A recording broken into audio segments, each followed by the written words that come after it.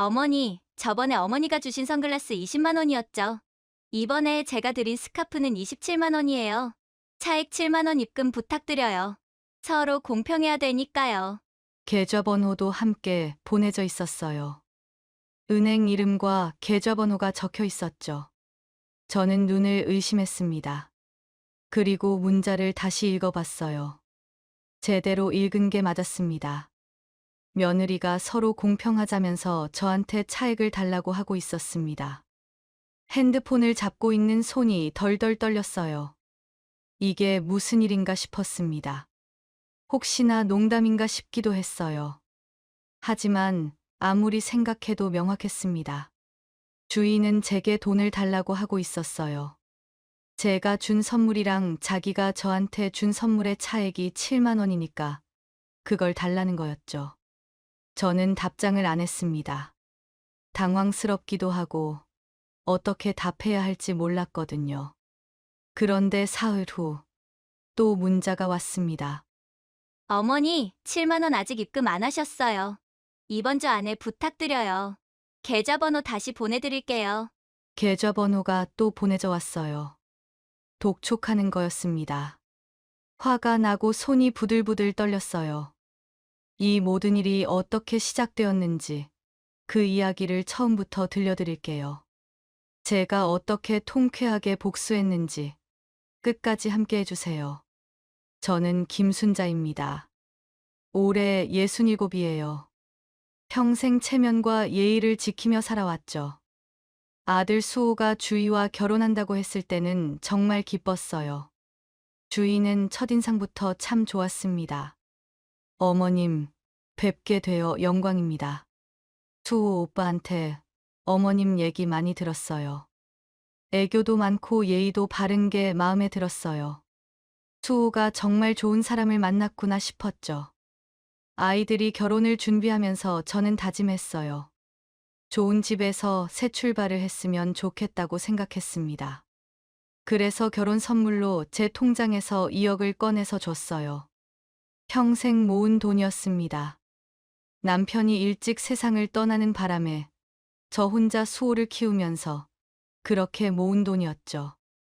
떨리는 손으로 돈을 세어보며 생각했어요. 이 돈으로 수호가 행복했으면 좋겠다고요. 수호야, 주희야, 이 돈으로 좋은 집 구해서 행복하게 살아라. 그때 주희가 눈물을 흘리며 제 손을 잡았어요. 눈물이 그렇게 예쁠 수가 없었죠. 어머니, 정말 감사합니다. 저희 잘 살게요. 어머니한테 효도하고 이 돈도 꼭 갚을게요, 어머니. 저는 정말 뿌듯했습니다. 이런 며느리를 만나서 복 받았다고 생각했어요. 주변 사람들한테 자랑도 많이 했죠. 우리 며느리가 얼마나 착한지, 얼마나 예쁜지 말이에요. 친구들이 다 부러워했습니다. 결혼 후에 주인은 자주 찾아왔어요. 일주일에 한 번은 꼭 들렀죠. 오면 애교도 부리고 제 손도 잡아줬어요. 팔짱도 끼고 말이에요. 어떤 날은 반찬을 해서 들고 오기도 했습니다. 김치찌개, 된장찌개, 미역국 같은 거요. 맛도 괜찮았어요. 친정 어머니한테 배웠다면서 저한테 비밀 레시피도 알려줬죠. 명절 때는 더 열심이었죠. 제사 준비할 때도 새벽부터 와서 도와줬어요. 다른 집 며느리들은 불평하는 거 많다고 하던데 주인은 달랐습니다. 웃으면서 일했어요. 그 모습이 참 예뻤습니다. 친척들도 다 칭찬했죠. 수호가 좋은 사람을 만났다고요. 저는 며느리가 예뻐서 이것저것 많이 챙겨줬습니다. 생일이 되면 선물을 사줬어요. 주희가 좋아할 만한 걸 찾아다녔죠. 백화점도 가고 여행을 갔다 오면 유명한 간식이나 선물도 하나씩 사다 줬고요. 어느 날 주희 생일이 다가와서 저는 백화점에 갔습니다. 평소에 주희가 쓰는 화장품 브랜드가 있었거든요.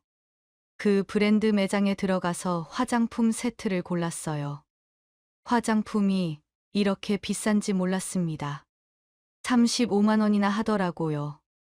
하지만 며느리 생각하면 그 정도는 해줄 수 있었죠. 직원이 포장까지 예쁘게 해줬습니다. 리본도 달아주고 쇼핑백도 고급스러웠어요. 들고 나오는데 뿌듯했습니다. 다음 날 주희가 집에 왔을 때 선물을 줬어요. 주희가 정말 좋아했습니다. 눈을 반짝이며 상자를 열어봤죠. 어머니, 감사해요. 제가 정말 좋아하는 브랜드예요. 이거 어떻게 알고 사오셨어요? 수호한테 물어봤지. 마음에 드니, 주희야? 어머니, 정말 감사해요. 근데 이거 얼마예요? 저는 별 생각 없이 대답했습니다. 그냥 궁금해서 물어보는 줄 알았어요. 35만 원 정도 했어. 아, 35만 원이요. 비싼 거 사주셨네요. 백화점에서 사신 거예요? 응, 백화점에서 샀어. 정가로 사신 거죠. 주인은 선물 상자를 이리저리 살펴봤어요. 뭔가 꼼꼼히 확인하는 것처럼 보였죠. 안쪽까지 다 들여다보더라고요. 저는 그냥 좋아서 그러는 줄 알았습니다. 한 달쯤 지났을까요? 주희가 저한테 선물을 줬습니다. 블라우스였어요. 백화점 쇼핑백에 담겨 있었죠. 포장도 깔끔하게 되어 있었고요. 어머니, 이거 입으세요. 어머니한테 잘 어울릴 것 같아요. 저는 정말 좋았어요. 며느리가 저한테 선물을 주다니요. 박스를 열어보니 연한 베이지색 블라우스가 들어 있었습니다. 제 취향이었어요. 색도 예뻤고 디자인도 단정했죠. 고마워, 주희야. 너무 예쁘다. 어머니, 피부색이랑 잘 어울릴 것 같아서 골랐어요. 입어보세요. 며느리가 저한테 선물을 주는 게 얼마나 기뻤는지 몰라요. 친구들한테도 자랑했죠. 우리 며느리가 이런 선물도 사준다고요. 다들 부러워했어요. 요즘 며느리들은 안 그런다면서요. 그날 저녁에 블라우스를 다시 입어봤습니다. 사이즈도 딱 맞았어요. 주희가 제 치수를 정확히 알고 있었던 거죠. 역시 우리 며느리는 세심하다고 생각했습니다. 계절이 바뀔 때마다 저는 주희한테 선물을 자주 줬어요. 겨울엔 따뜻한 목도리를 사줬고, 봄엔 예쁜 가디건을 사줬죠. 주희도 좋아했어요. 받을 때마다 기뻐하는 모습이 보기 좋았습니다. 이번 여름에는 주희가 자외선 때문에 고민이 많다고 해서 선글라스를 사주기로 했습니다. 선글라스 매장을 가니 종류가 정말 많더라고요. 어떤 걸 골라야 할지 고민했죠. 그래서 직원이 추천해주는 선글라스를 샀습니다. 20만 원 정도 했죠. 비싸긴 했지만 괜찮았어요. 며느리 선물인데 그 정도는 해줄 수 있었습니다. 주희가 저희 집에 왔을 때 준비한 선물을 줬어요. 선글라스를 꺼내 보더니 좋아했습니다. 어머니, 감사해요. 딱 제 스타일이에요. 그래? 잘 어울려 보이네. 어머니, 이거 얼마예요? 또 가격을 물어봤어요. 저번에도 물어봤는데 또 물어보더라고요. 20만 원 정도야. 아, 20만 원이요. 백화점에서 사신 거예요? 응. 이번에 신상품이라던데. 그래서 할인도 안 하더라고. 아, 그럼 할인 안 받고 정가로 20만 원인 거죠? 저는 그때도 별 생각이 없었어요. 그냥 궁금해서 물어보는 줄 알았죠. 시간이 지나면서 뭔가 이상하다는 생각이 들기 시작했어요. 주인은 제가 선물을 줄 때마다 똑같은 질문을 했습니다. 어머니, 이거 얼마예요? 어디서 사셨어요? 할인 받으셨어요? 정가가 얼마예요? 처음엔 정말 궁금해서 물어보는 줄 알았어요. 하지만 계속 반복되니까 좀 이상했습니다. 왜 매번 금액을 물어보는 걸까요? 제가 싸구려를 사주는지, 명품을 사주는 건지 확인하는 건가요? 그날 밤, 잠이 안 왔어요. 계속 주희 얼굴이 떠올랐죠. 문득 장롱에서 블라우스를 꺼내 다시 확인해 봤습니다. 아직 택이 달려 있었어요. 금액을 확인해 보니 30만 원이었죠. 제가 준 화장품 세트랑 같은 금액이었습니다.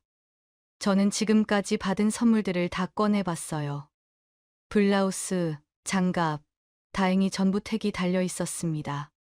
하나씩 확인해 보니 금액이 딱딱 맞았어요. 제가 직전에 준 선물 금액에 맞춰서 똑같은 금액으로 선물을 주고 있던 겁니다. 그때 깨달았어요.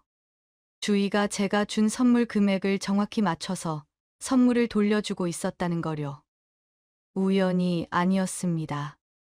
그래서 매번 금액을 물어보는 거였어요. 손이 떨렸습니다. 제 며느리가 지금까지 제가 선물을 주면 뒤돌아서 전부 계산하고 있었다는 게 믿기지 않았죠. 저는 그날 밤 잠을 한숨도 못 잤어요. 주희가 저를 어떻게 생각하고 있는 건지 알 수가 없었습니다. 혹시 제가 착각하는 건가 싶기도 했지만 금액이 이렇게까지 정확히 일치하는 게 우연일 리가 없었거든요. 저는 며칠을 고민했어요. 주희한테 물어볼까도 생각했죠. 하지만 용기가 안 났습니다. 혹시 제가 오해하는 거라면 관계가 나빠질 수도 있으니까요. 그래서 그냥 지켜보기로 했습니다. 몇 달이 지나고 제 생일이 다가왔습니다. 68번째 생일이었죠. 수호와 주희가 케이크를 들고 집에 왔어요. 어머니, 생신 축하드려요. 케이크에 초를 켜고 소원을 빌고 초를 불었죠. 그리고 주희가 선물 상자를 내밀었어요. 리본이 달려있는 박스였습니다. 어머니, 선물이에요. 열어보니 스카프였죠. 명품 브랜드라고 했어요. 실크 소재라더니 만져보니 정말 부드러웠습니다. 어머니, 이거 어머니랑 잘 어울리실 것 같아요. 목에 두르시면 정말 예쁘실 거예요. 저는 명품이라고는 했지만 어떤 브랜드인지는 잘 몰랐어요. 제 눈에는 그냥 예쁜 스카프였죠. 주희가 신경 써서 준비한 선물에 감동을 받았습니다. 고마워, 주희야. 너무 예쁘다. 이렇게 부드러운 스카프는 처음 만져봐. 어머니한테 잘 어울리실 것 같아서 골랐어요.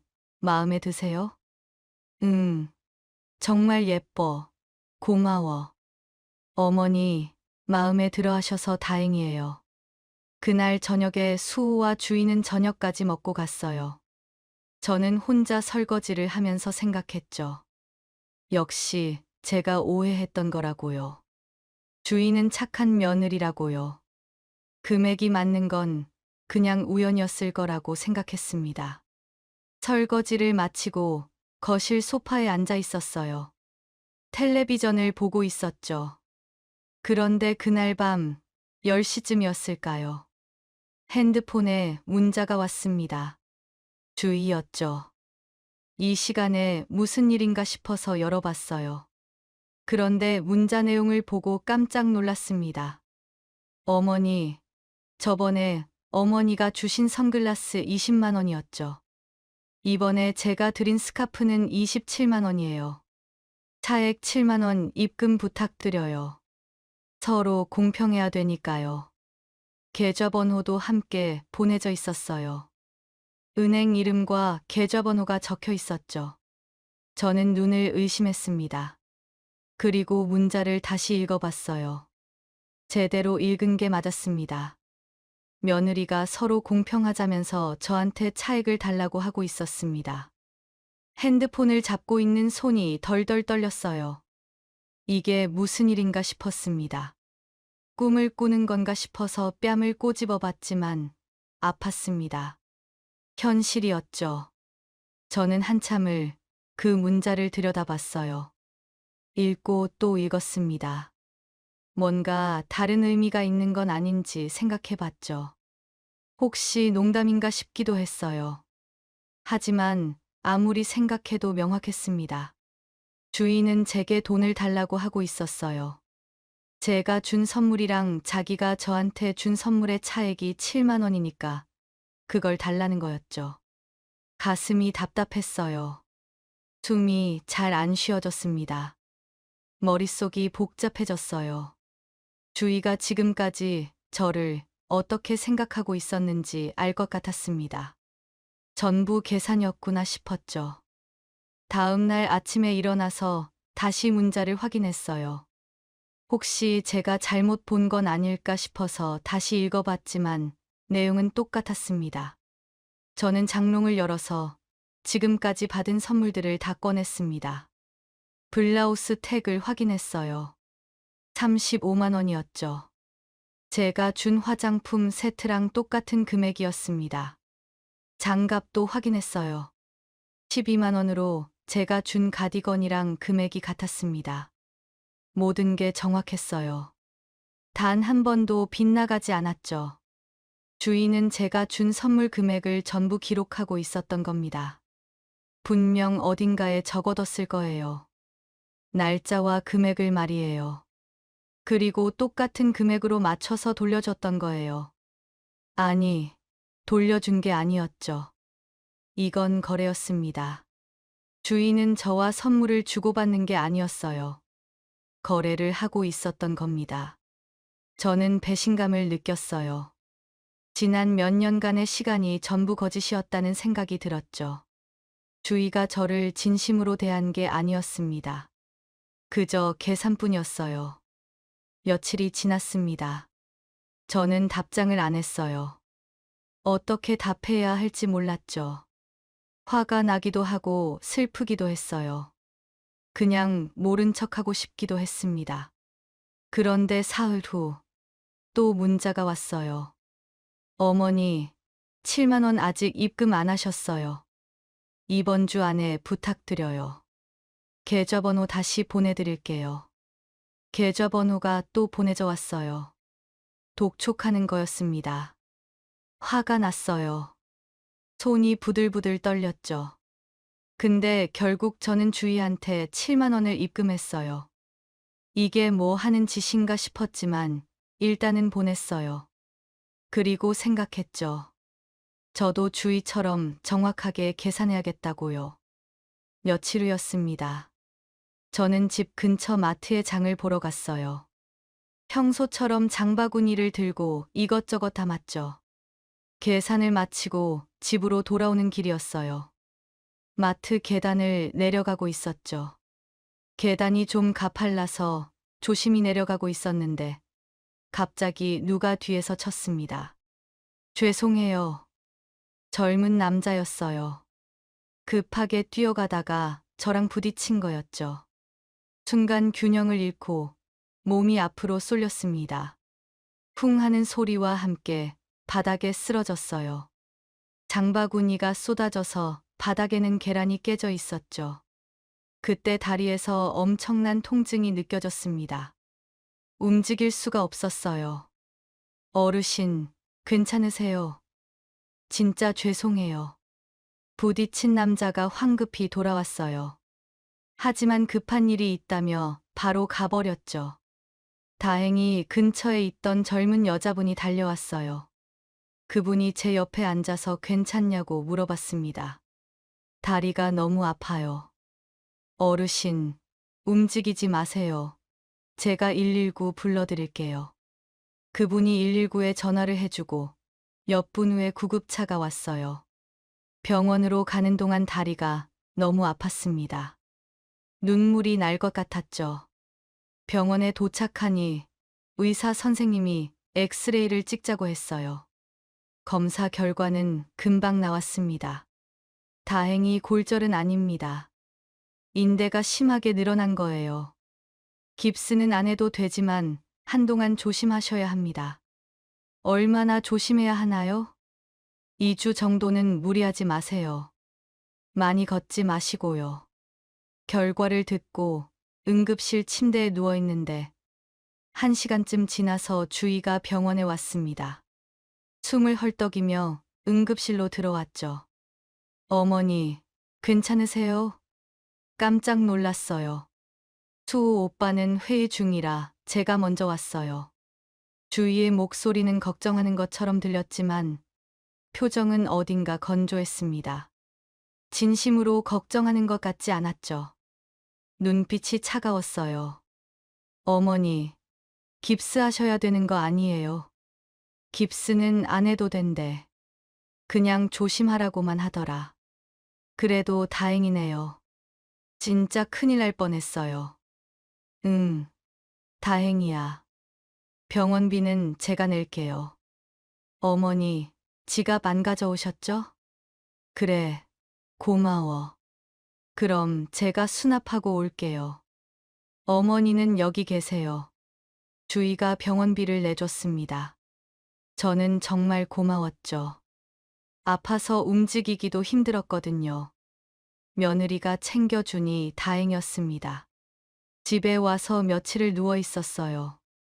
다리가 계속 아팠죠. 파스를 붙이고 약도 먹었어요. 수호는 회사 때문에 바빴고 주희는 가끔 한번 들렀다 갔습니다. 일주일쯤 지났을까요? 다리가 좀 나아졌어요. 그래도 아직 불편했죠. 절뚝거리며 걸었습니다. 그런데 그날 오후에 문자가 왔습니다. 주희한테서요. 어머니, 지난번 응급실 치료비 3만 원 입금 부탁드려요. 제가 대신 결제한 거니까요. 서로 정확히 해야죠.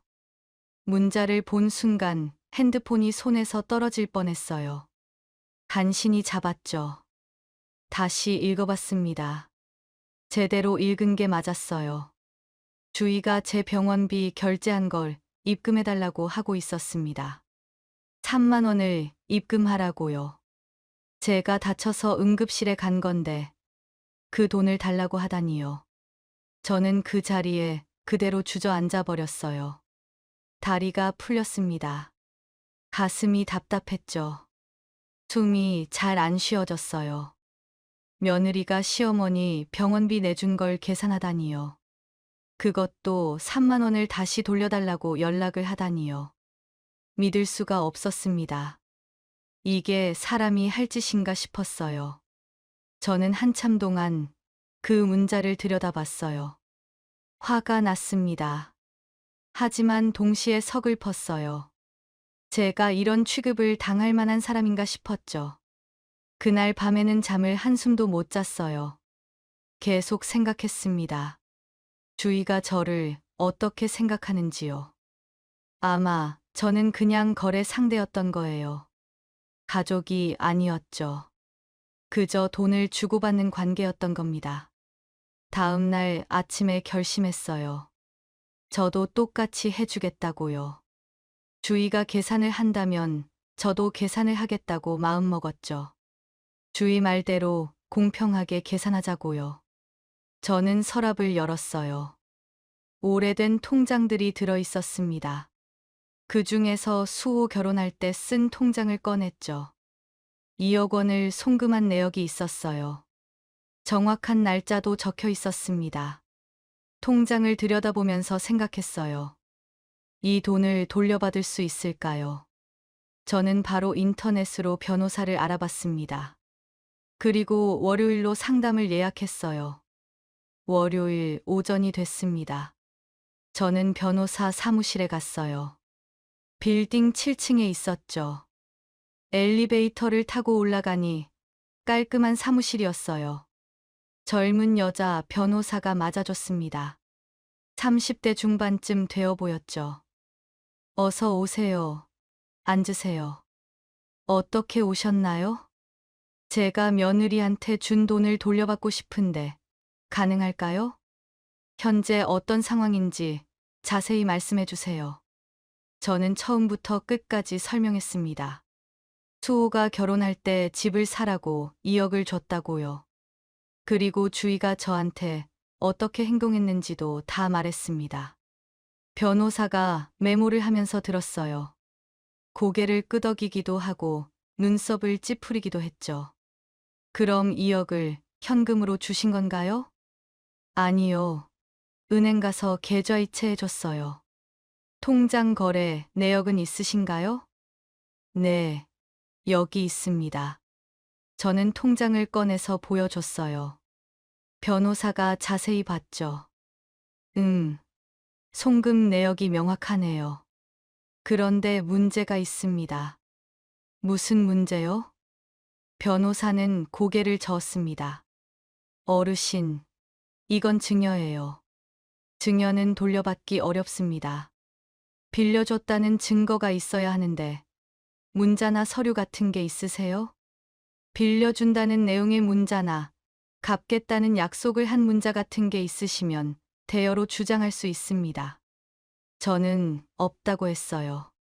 그냥 계좌로 이체해줬다고요. 변호사는 난감한 표정을 지었습니다. 그럼 어렵겠네요. 증여는 되돌려 받기가 힘들거든요. 저는 실망했습니다. 그런데 갑자기 생각이 났어요. 제가 2억을 보내줬을 때 주희가 답장을 보낸 내용이요. 잠깐만요. 문자가 있어요. 저는 핸드폰을 꺼내서 옛날 문자를 찾아봤어요. 삭제하지 않고 남겨뒀던 게 다행이었죠. 주희가 보낸 문자가 그대로 있었습니다. 어머니, 정말 감사합니다. 저희 잘 살게요. 어머니한테 효도하고 이 돈도 꼭 갚을게요, 어머니. 변호사한테 보여줬어요. 변호사가 문자를 읽더니 눈이 커졌습니다. 표정이 밝아졌죠. 이거면 충분히 대여로 주장할 수 있습니다. 갚겠다는 표현이 명확하네요. 이 문자 하나면 됩니다. 저는 안도했어요. 희망이 생긴 것 같았죠. 그럼 그렇게 진행해 주실 수 있나요? 네, 가능합니다. 이 문자를 근거로 2억 원은 대여금이었다고 주장할 수 있어요. 내용 증명을 보내서 반환을 요구하겠습니다. 내용 증명이요? 네. 법적으로 돈을 돌려달라고 요구하는 문서예요. 이걸 받으면 상대방은 답변을 해야 합니다. 변호사는 절차를 자세히 설명해 줬어요. 먼저 내용 증명을 보낸다고 했죠. 그러면 주희가 답변을 해야 한다고요. 만약 답변이 없거나 거부하면 소송으로 갈 수 있다고 했습니다. 변호사님, 혹시 소송까지 가면 어떻게 되나요? 그건 법원에서 판단하게 됩니다. 그때 이 문자를 증거로 제출하면 승소 가능성이 높아요. 그럼 비용은 얼마나 드나요? 일단 내용 증명 비용은 30만 원 정도고요. 소송까지 가면 추가 비용이 들어요. 하지만 이기면 상대방한테 변호사 비용을 청구할 수 있습니다. 저는 알겠다고 했어요. 진행해달라고 했죠. 30만 원 정도는 괜찮았어요. 그렇게 저는 바로 계약서를 작성했어요. 서명도 하고 도장도 찍었죠. 착수금은 카드로 결제했습니다. 이틀 안에 내용 증명 작성해서 연락드릴게요. 감사합니다. 변호사 사무실을 나오는데 마음이 복잡했어요. 이게 맞는 일인가 싶었죠. 며느리한테 소송을 거는 게요. 하지만 주희가 먼저 시작한 일이었습니다. 저도 똑같이 하는 거예요. 공평하게요. 집에 돌아와서도 생각이 많았습니다. 정말 이렇게까지 해야 하나 싶기도 했죠. 하지만 주희가 제게 한 짓을 생각하면 화가 났습니다. 병원비까지 계산해서 다시 달라고 하다니요. 괘씸했습니다. 이틀 후에 변호사한테서 전화가 왔어요. 내용 증명 작성이 완료됐다고요. 저는 다시 변호사 사무실로 갔습니다. 변호사가 작성한 서류를 보여줘서 내용을 읽어봤어요. 2억 원은 대여금이었고 주희가 갚겠다고 약속했으니 반환하라는 내용이었습니다. 한 달 안에 입금하라는 내용까지 적혀 있었어요. 명확하고 단호한 문장들이었죠. 이대로 보내면 되나요? 네. 확인하시고 서명해 주세요. 저는 서명을 했어요. 손이 떨렸지만 꾹 참고 서명했죠. 그럼 바로 발송 처리하겠습니다. 김주희 씨한테 등기로 발송될 거예요. 도착하는데 얼마나 걸리나요? 아마 2, 3일 안에 도착할 겁니다. 도착하면 연락드릴게요. 저는 집에 돌아와서 기다렸습니다. 주희가 어떻게 반응할지 궁금했어요. 동시에 두려웠죠. 관계가 완전히 끝날 수도 있으니까요. 하지만 이미 끝난 관계나 마찬가지였습니다. 진심이 없었으니까요. 다음 날 오후였어요. 주희한테서 전화가 왔습니다. 저는 잠시 망설였습니다. 받아야 하나 말아야 하나요? 결국 받았습니다. 주희의 목소리가 떨리고 있었죠. 화가 나 있는 게 느껴졌습니다. 어머니, 이게 뭐예요? 내용 증명이 왔는데 2억을 돌려달라니요. 주희가 소리를 지르고 있었어요. 목소리가 날카로웠죠. 저는 침착하게 대답했습니다. 나도 너처럼 공평하게 계산한 거야. 어머니, 이건 말도 안 돼요. 2억은 결혼할 때 축하금으로 선물 주신 거잖아요. 증여라고요. 너도 내 병원비 3만 원 입금해달라고 했잖아. 그건 말이 돼. 주인은 할 말이 없는지 잠시 조용했어요. 숨소리만 들렸죠. 그러더니 다시 화를 냈습니다. 어머니, 그건 다른 문제예요. 저는 제 돈으로 낸 거잖아요. 당연히 돌려받아야죠. 나도 내 돈으로 2억을 준 거야. 그리고 너가 분명 갚겠다고 했잖아. 증거 문자도 있어. 전화기 너머로 당황하는 게 느껴졌어요. 침묵이 길게 흘렀죠. 주인은 한참 후에 다시 말했습니다. 그건 그냥 감사하다는 표현이었어요. 아니, 그건 갚겠다고 약속한 거야. 변호사도 그렇게 봤어. 어머니, 제발요. 이러지 마세요. 주희의 목소리가 떨렸어요. 울먹이는 것 같았죠. 하지만 저는 흔들리지 않았습니다. 나도 제발 부탁해. 가족을 돈으로 재지 마. 저는 전화를 끊었어요. 손이 떨렸지만 후회는 없었습니다. 몇 분이 지나서 수호한테서 전화가 왔어요. 목소리가 다급했죠. 엄마, 이렇게까지 하셔야 해요.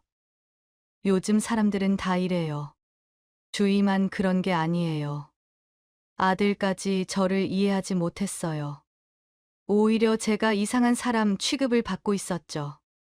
가슴이 아팠습니다. 수호야, 주희가 내 병원비를 달라고 했어. 그것도 3만 원을. 그건 괜찮은 거야? 엄마, 그건 주희가 낸 거니까 정산하는 거잖아요. 요즘 젊은 사람들은 다 그렇게 해요. 더치페이 하는 것처럼요.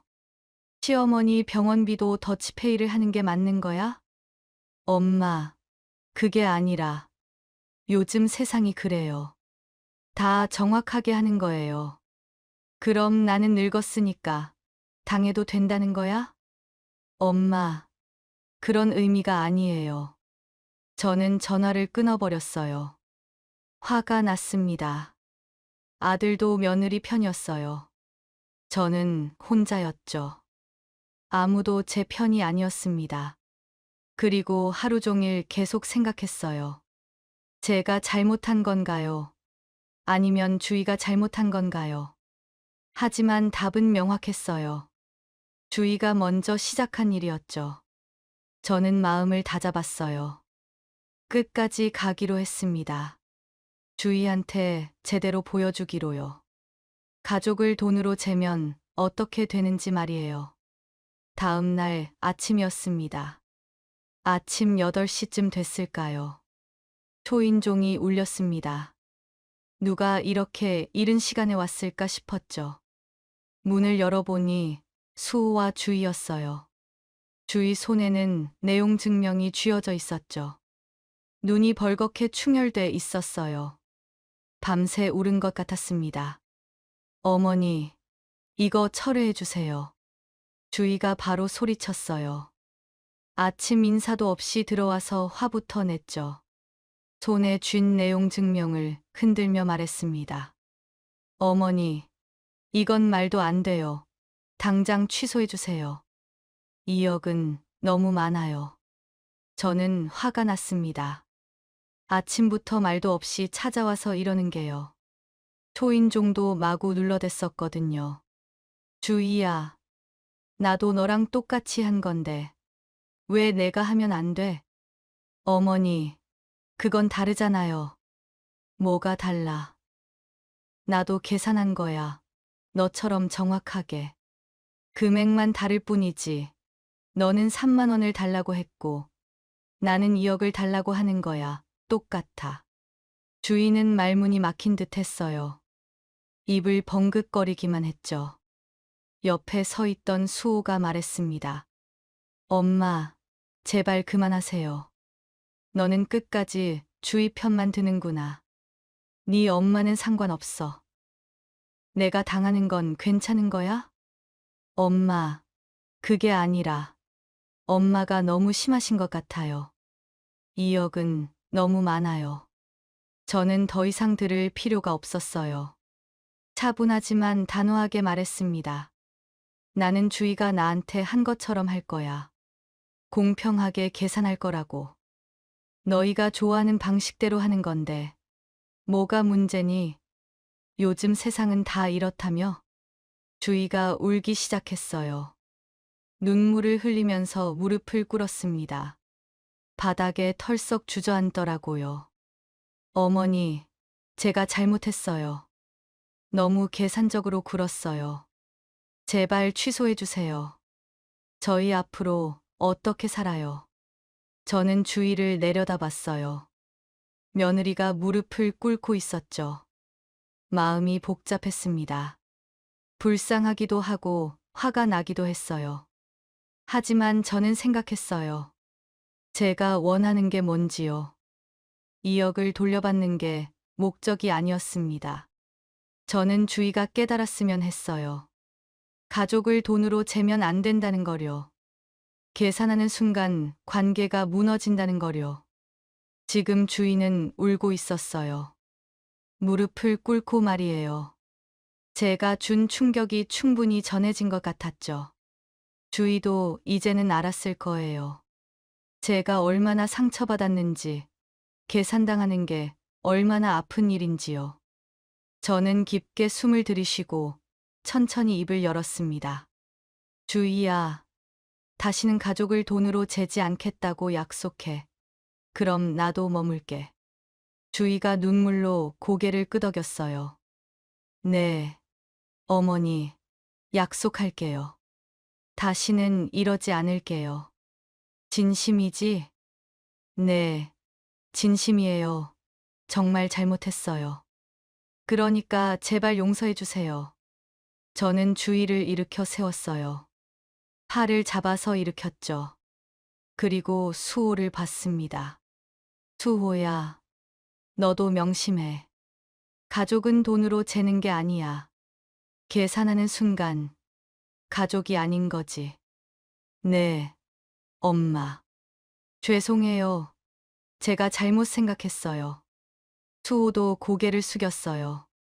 저는 그제야 좀 마음이 풀렸습니다. 하지만 완전히 믿을 수는 없었죠. 며칠이 지났습니다. 주희한테서 문자가 왔어요. 어머니, 제가 정말 잘못했어요. 어머니가 저한테 준 사랑과 관심을 저는 그걸 계산하고 돈으로 생각했어요. 용서해 주세요. 저는 문자를 읽고 생각했어요. 주희가 진심으로 반성하는 것 같았죠. 하지만 확신은 서지 않았습니다. 정말 변할까요? 다음 날 주희가 집에 왔어요. 예전처럼 반찬을 들고 왔더라고요. 어머니, 이거 제가 만든 거예요. 드셔보세요. 저는 받았지만 경계는 늦추지 않았어요. 또 계산하는 건 아닌지 의심했습니다. 고마워. 어머니, 정말 죄송해요. 앞으로 달라질게요. 지켜봐 주세요. 주희의 눈에 눈물이 맺혀 있었어요. 진심으로 보였습니다. 하지만 아직은 완전히 믿기 어려웠어요. 일주일 후에 저는 변호사한테 전화를 걸었어요. 드디어 결심을 했죠. 변호사님, 저번에 발송한 내용 증명 철회할게요. 대신 기록은 남겨놔 주세요. 혹시 모르니까요. 알겠습니다. 그렇게 하겠습니다. 철회 서류 보내드릴게요. 저는 전화를 끊고 창문을 열었어요. 햇살이 따뜻하게 들어왔죠. 바람도 시원했습니다. 저는 혼자 중얼거렸어요. 가족은 계산하는 게 아니야. 하지만 계산당할 필요도 없지. 주희가 정말 변할지는 모르겠어요.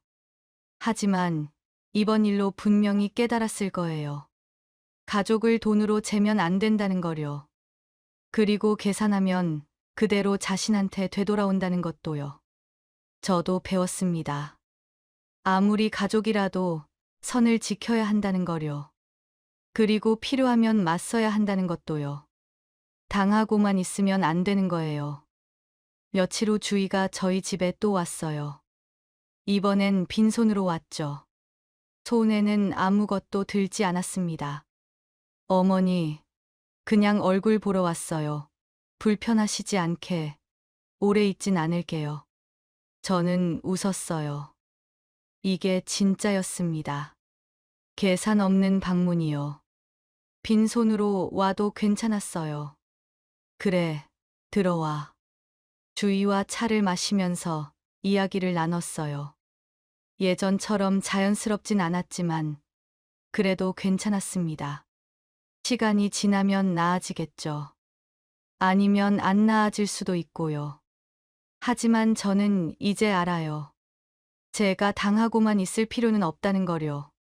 필요하면 똑같이 계산할 수 있다는 것도요. 저녁이 되어 주희가 돌아갔어요. 저는 혼자 설거지를 하면서 생각했습니다. 이번 일이 끝이 아닐 수도 있어요.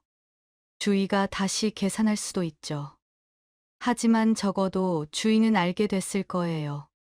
저도 계산할 수 있다는 거요. 그리고 필요하면 끝까지 갈 수 있다는 것도요. 창밖을 보니 해가 지고 있었어요. 노을이 예뻤습니다. 저는 조용히 미소 지었죠. 가족은 소중하지만 존중도 필요합니다. 서로를 존중하지 않으면 가족도 소용없어요.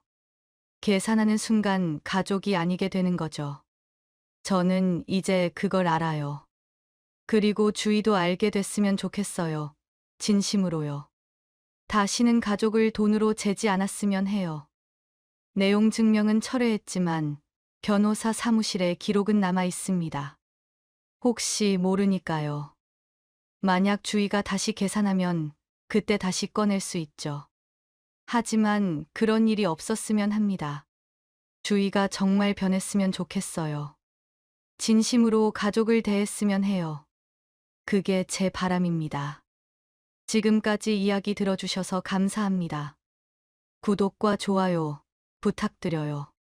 여러분의 작은 관심 하나하나가 제게 큰 힘이 됩니다.